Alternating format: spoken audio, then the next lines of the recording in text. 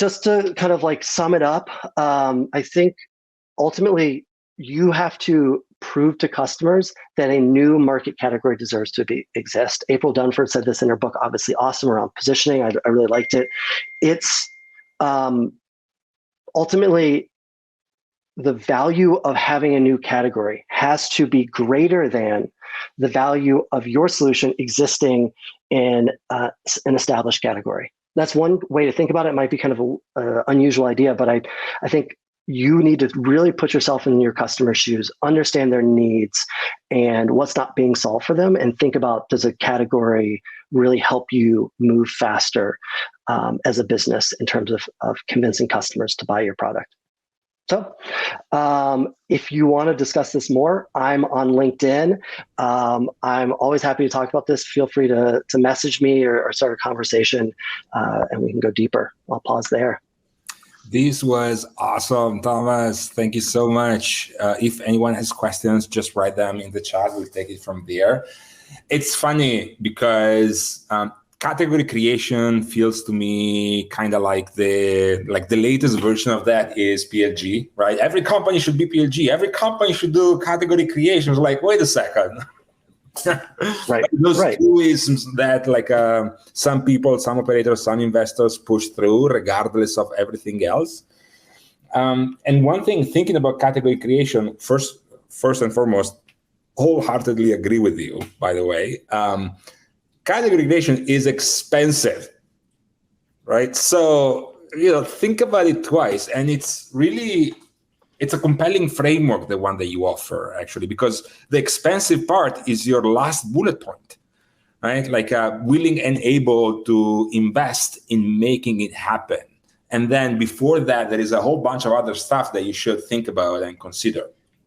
Right. I mean, that's where everyone goes, right? It's expensive. Right. And it is expensive, but sometimes making big investments, if you're a small growing company, is the right move. And you need to have other questions to know if it is the right move for you. I think it's an intersection of two dimensions, right? One, expensive, yes, but also needed, right? Do you need to go there versus not so much?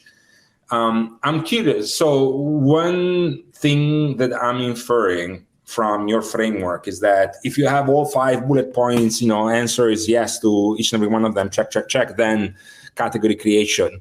But what if you have 3? Yeah. So that's a great question.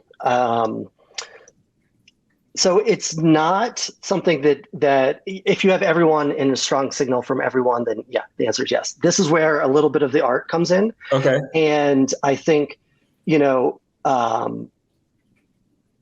the first question is incredibly important, right? Can you win in an existing market? The next two kind of come together, right? Is there some significant change that warrants this?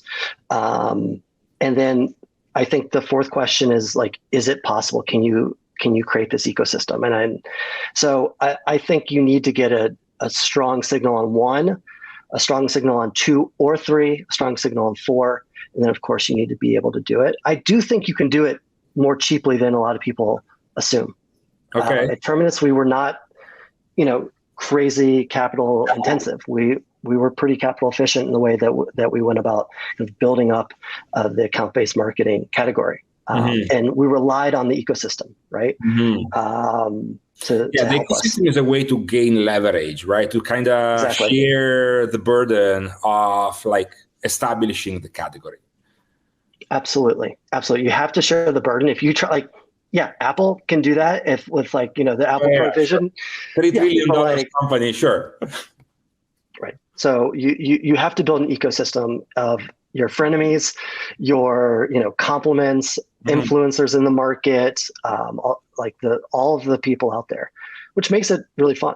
Yeah, challenging. One thing I would also say about category creation is that it's again, every new company likes to think about themselves as category creators, but to some degree, would you agree to the fact that category creation is rarer than it seems?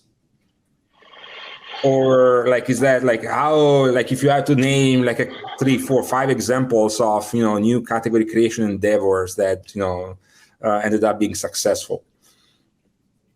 So I think one that's an interesting kind of market is looking at companies like Gong and SalesLoft. So Gong kind of has been pushing this idea of revenue intelligence. Right. And early on, I don't know that I personally was immediately bought into it. Right. I saw their product is really incredibly valuable and powerful. But as they've gone on, this is making a lot more sense. And this market has really consolidated into companies like a SalesLoft competing with Gong. And now they've, is it a completely new category?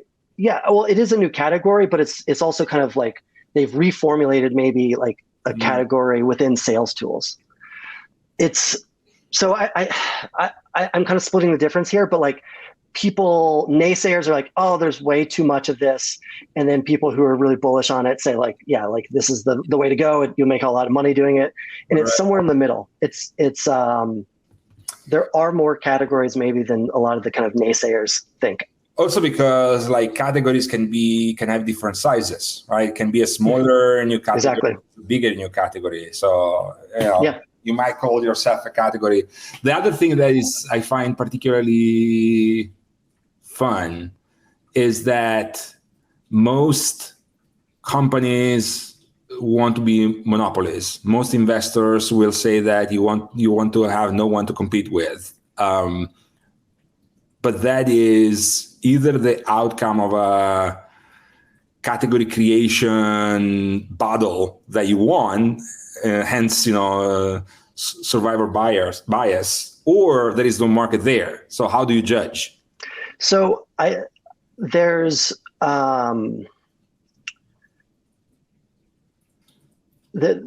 often like you will have competitors. The only time like you're going to be a single player in a category will largely be related if you have really high network effects. Right. I think looking at like Uber and Lyft are a great example, right? Like Uber's winning the market, but I feel confident that like Lyft's existence has helped Uber get more and more people to rethink how they're doing. It's also the results of like 10 years and like at least a dozen company, right?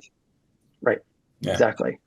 I think category transformation is like as much category creation as, just like pulling a new category out of thin air.